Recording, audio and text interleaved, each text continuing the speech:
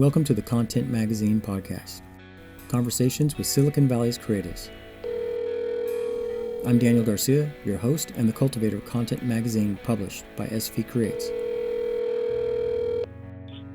Hello, this is Kerry. Today we talk to Kerry Adams Hapner, the Director of Cultural Affairs for the City of San Jose.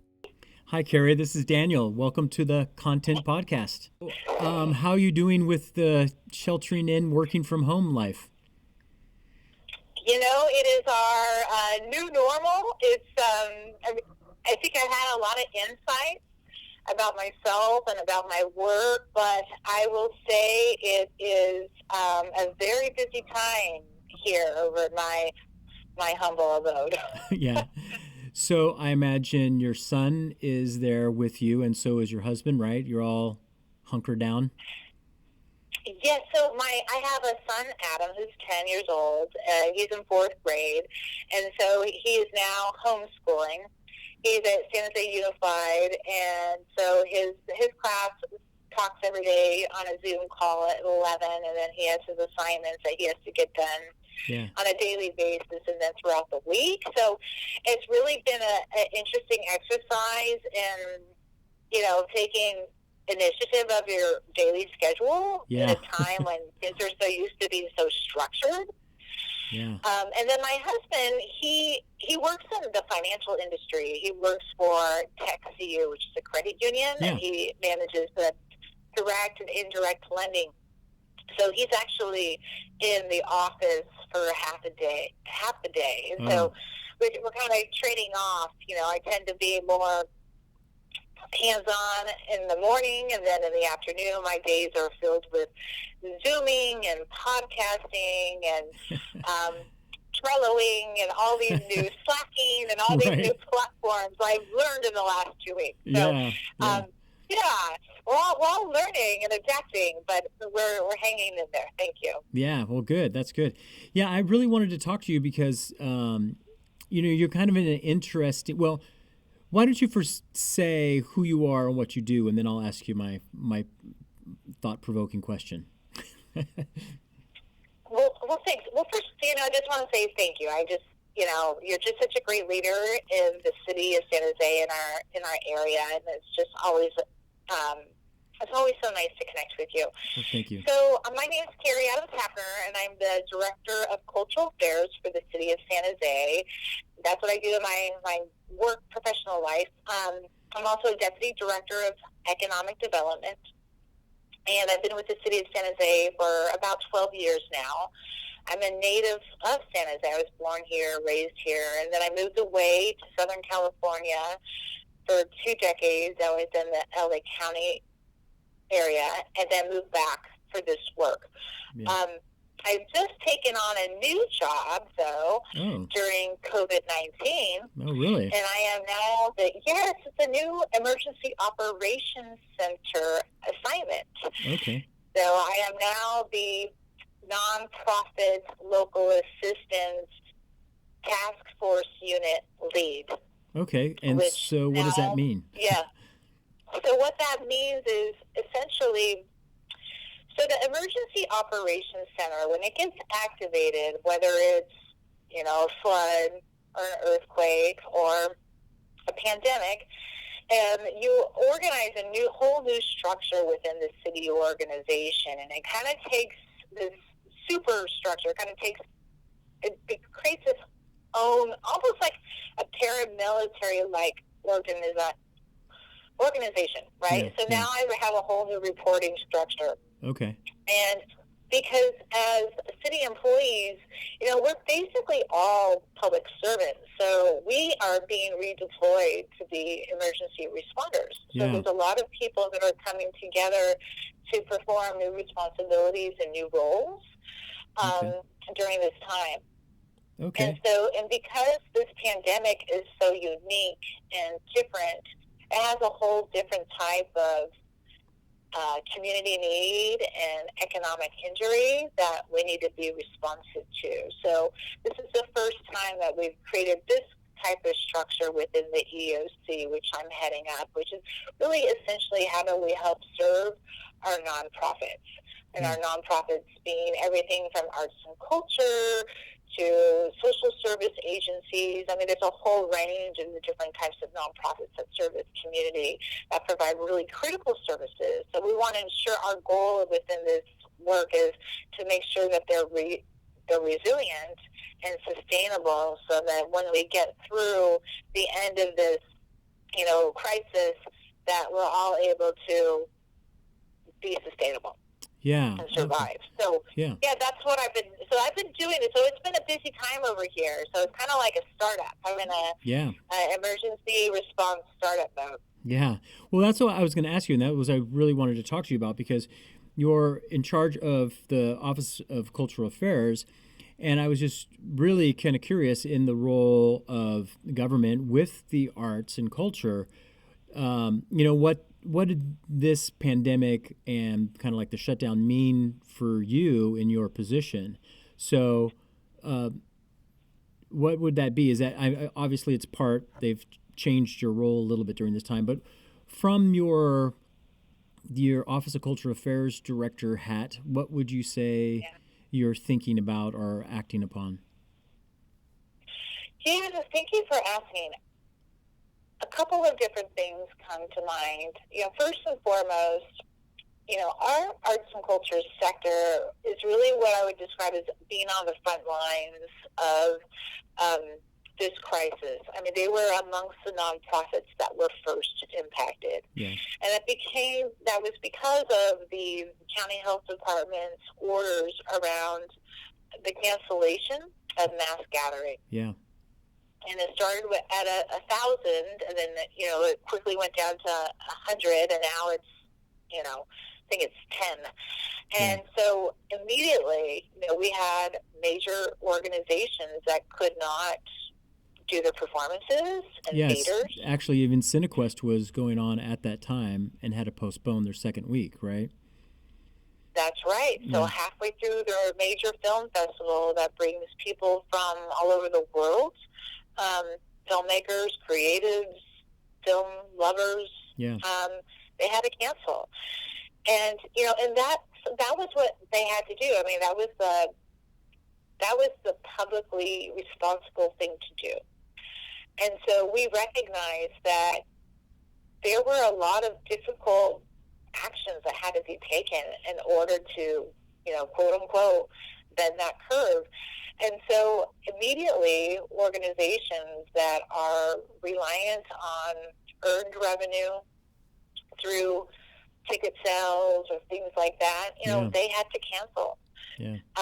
And then concurrent with that, the city of San Jose's partner, Team San Jose, manages the convention center and 4 of our cultural facilities, 4 of our theaters, including the Civic Auditorium and the California Theater and the Center for the Performing Arts. They experienced, such significant cancellation. Yeah.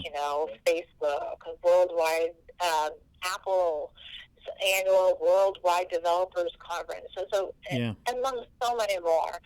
But the impact on Team San Jose and our hotels and our downtown businesses, which in turn impact revenues in terms of the transient occupancy tax, which funds city services that are vital, but also funds the arts. Yeah. It's a very difficult, challenging time that we're really going to have to rally around and to support each other getting through this. Yeah. Are there any things that you are involved in kind of more on the immediate aspect from the Office of Cultural Affairs in helping some of the arts orgs particularly?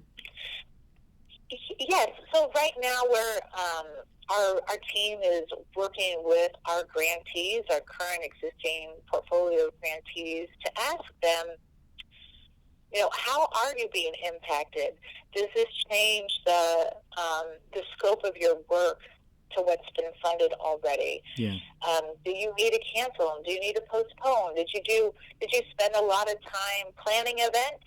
And you spend all your time, paying staff to plan an event that no longer is going to be happening. Yeah. And if so, how can we help, amend your agreement, amend your contract to support you in a very flexible, adaptive manner so that, you can be, supported financially. The other thing that I just want to add, because this is really why I do my work, this is what motivates me about the power of the arts, is, the arts are going to be so vital to our recovery. Yeah. Because they talk about the human story. They talk about bringing us together, or the power of bringing us together, right? And so, that's going to be so critically important to how we heal and how we recover. So I just want to really say that, it's the intrinsic power of the arts that we must embrace at this time. Yeah. I was thinking too, and maybe off the top of your head, but maybe don't, or maybe rough estimate, but even the economic engine that arts and performing arts brings to San Jose, do you happen to know, like, what's the impact from, all that what it generates for the growth of the city? Do you know by any chance? So I do know it, and I'm going to pull it up. We actually partner with Silicon Valley Creates and Americans for the Arts every 5 years on a study called Arts and Economic Prosperity. Yeah. And essentially it does what you just described, and it does a calculation, and it's conservative calculation, of what is the economic impact of the nonprofit arts sector in San Jose.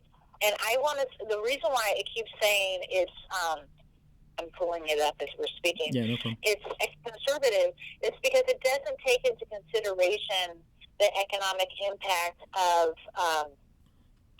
so for example, it doesn't take into consideration the economic impact of artists, right?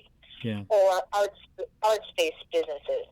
But essentially, every 5 years we do this, and I'm pulling it up, and I can't find it. Yeah, sorry, I kind of cut you off guard, but as you were talking, I was just thinking in terms that people. I just want to be accurate. Yeah. But it's somewhere around $200 million annually. Yeah, that's the thing. I think of people that were listening. Impact. Yeah, that may not realize the importance, not only that arts play in the health of an individual, but also what it brings to our culture and our city. And if you think about that, if you take away even the symphony, the opera, the ballet, the stage, the city lights, Children's Discovery Museum, the ripples that go on through even what that means for people who come down to a restaurant before they go see a show, or before they see a concert in the park, or dance in the park, or make music day, the way that they're being out in public affects the rest of the economy and all the people that are working to put on those events, as well as just, the extra expenses, or what do you call it? The way that they spend their money when they're out enjoying those things.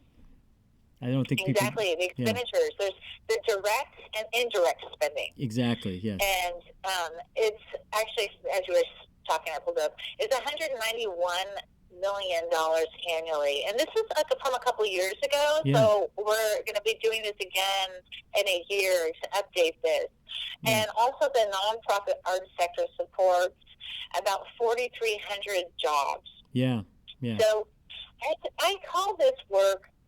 And that's why I'm a deputy director of economic development while I'm the director of cultural affairs, because we really recognize, that economic piece, and that's, going to be really part of this story, as we're working through this pandemic.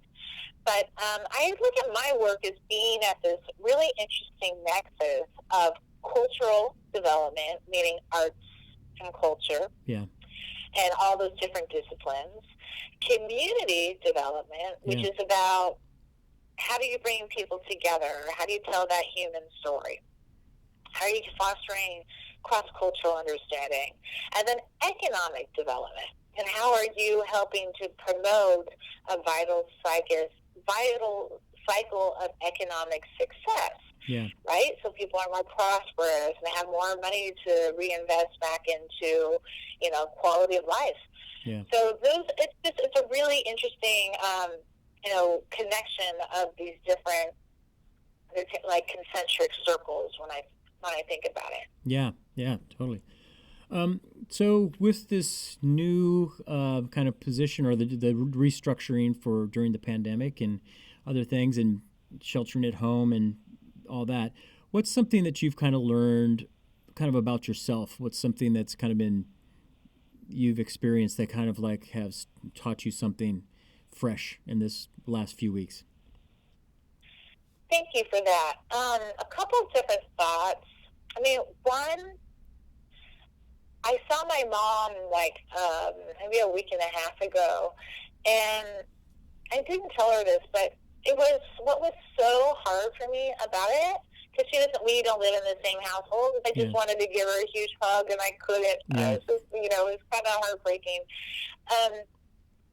But also, I think self-forgiveness is important. Yeah. I think nobody has all the answers. We're all kind of, I've been using this phrase a lot, building the plane as we're flying it too. Yeah.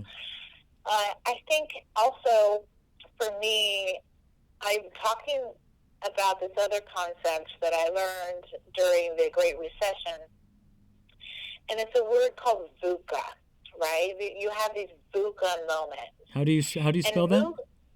VUCA is an acronym, Okay. and it stands for volatility, Okay. uncertainty, chaos, and ambiguity. Okay. And that kind of defines, where we are right now, because people are scared. People don't know how long this is going to last. They don't know, how they're going to be able to feed their families. Yeah. Or to go on and on, or goodness, God forbid somebody gets ill. And so there's just a lot of, it's very much a VUCA moment. Yeah. And so, I was thinking, how do you step into that, right? Yeah. How do you kind of be strong, know what to do, see the place and step into it without fear, and also, having the ability or the luxury of time to think everything through. Yeah. And so, those are kind of some of the things we're working on right now in the emergency operations teams, that, we're working very quickly and want to be, responders. I think so many people across this community are doing the same thing. Yeah. Like you yourself, Daniel, you're like, hey, what can I do to serve, and how do I bring people together and tell these stories in a different way? Yeah. So, it's like you stepped into that in this time of VUCA. Yeah. So then go through it. So that's interesting. So it was vulnerability, right? Uncertainty? Yes. Vulnerability, uncertainty, chaos, and ambiguity. Which those are so interesting, because those are very much counter to what, right? Everybody kind of almost seeks in their life to get the opposite of all those things, right? Right. You want security. Right. You want, yeah. Control. You want to know what's going to happen. Yeah. Yeah. And what I love about the arts is, what the arts teach us, and this is the power of the arts, is having a tolerance for ambiguity. Yeah. Like, you don't really know maybe what something means, or it can have multiple meanings. So I think arts people maybe, or people that have had arts training, or artists, or have, experiences in arts education, maybe they can appreciate that and, step into those spaces of unknown with some degree of confidence that they're going to walk through them. Yeah. That's what I always say. I think that the thing that I notice about artists is that they all seem to have a very curious nature, So I think that that's, they're okay with having vulnerability. They're okay to have uncertainty and even chaos and adaptability, or what was that, the A? Because, they're trying to figure out how does this work, or what is this, or what does this mean? And I think that kind of places them in the VUCA vortex. The VUCA vortex, I'm going to borrow that. Okay. The A stands for ambiguity. Ambiguity, okay.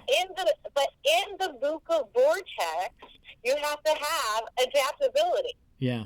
Yeah. Yeah. And that's, this. and you know that, of course, that's where we see the growth in life, right? Is when we have those moments that reach us beyond to what we think we can be, and then we're stretched to be beyond, what we thought we could be and grow more. So, yeah, that's cool. That's good. What are you looking forward to, kind of the next couple weeks, and then kind of after that? What's some of the things that you're looking forward to? So for the next couple weeks, I am looking forward to, helping my community. I am looking forward to maybe watching some James Bond films with my son. Okay. Or maybe doing some more pillow fights with him. By the way, if anybody's listening, I highly encourage pillow fights during this time. It helps blow off a lot of steam. And I'm also I don't know if I'm going to have any spare time, but what I was planning to do was do some writing. On some of my more academic work, but if I don't get to that during this time, it's okay. But I am anticipating we're going to have a lot of really interesting new work from artists and creatives and writers and dancers when we get out of this. Yeah. You attend a lot of events in your role, right? Yes. So this might be a different kind of season for you, right? Yes, it is a different season. It's interesting. What also I've noticed is working from home. Yeah. You tend, I work a lot, probably like all of us, but I usually go into my workplace, and when I work from home, I notice I don't have. My boundaries are way more blurred. Yeah. Right? Yeah. So I just, I kind of wake up, work, maybe, eat, and then do something, and then work some more, and I'm working until, late at night. Yeah. And so that's one thing I've noticed, that when I'm not out at events, I am definitely filling up my time in a different way. Yeah. But I think... I'm really missing seeing, my friends and my colleagues and the people I admire. And it's fun because this morning I got an invitation to have a happy hour, and I haven't done that before. Oh, yeah. Oh, fun. Yeah. Let's see if I can carve out a little space and say hello and have some FaceTime with my friends. I would like to. That would be fun to do that. Except for I don't really make mixed drinks very well, so I just have to be having straight whiskey and or vodka. So I don't know if it's really would be productive. You know what? I think just bring the happiness part, right? And you'll be fine. Yeah, exactly. Yeah, cool, great, awesome. Well, good. Thank you very much, Kerry, and best to you and your family, and thank you for what you do for our city. All right. Well. Oh, thank you. Thanks for reaching out, Daniel. Have a great day. You too. Thank you very much. Bye. All right. Bye-bye. In addition to Content Magazine, SV Creates provides opportunities for artists to have resources and training. So from time to time, we'll be checking in with Alyssa, who is a part of SV Creates, and she will be giving us some of the updates of what's going on with resources. Hi, Alyssa. How you doing? Hi, Daniel. Hi, everyone. I'm Alyssa, the program manager with SV Creates. I help with capacity building. We offer workshops, leadership programs, and grant opportunities. And while we're sheltering in place, I wanted to let you know that SV Creates is advocating to help make sure there are resources available for artists and arts groups in the various emergency relief funds and efforts underway in our state, local region, and nation. We partner with Californians for the Arts, Americans for the Arts, and others. And if you're not a member of Californians for the Arts, you may want to join. They have lots of great regular updates. And follow our social media as opportunities arise. Thank you, Alyssa. Yeah, so you can follow us at svcreates.org is our website, or svcreates on Instagram. Cool, Alyssa, thank you. I'm excited about doing this feature each time in our podcast. Thank you. Great. Thanks, Daniel. Talk to you there. Thank you for listening to the Content Magazine podcast. Please follow us on social media at Content Mag and subscribe by going to our website, content-magazine.com. This episode's music is Muddy Water from Sakura's 2020 release, Coming Home Soon. You can find Sakura on Spotify.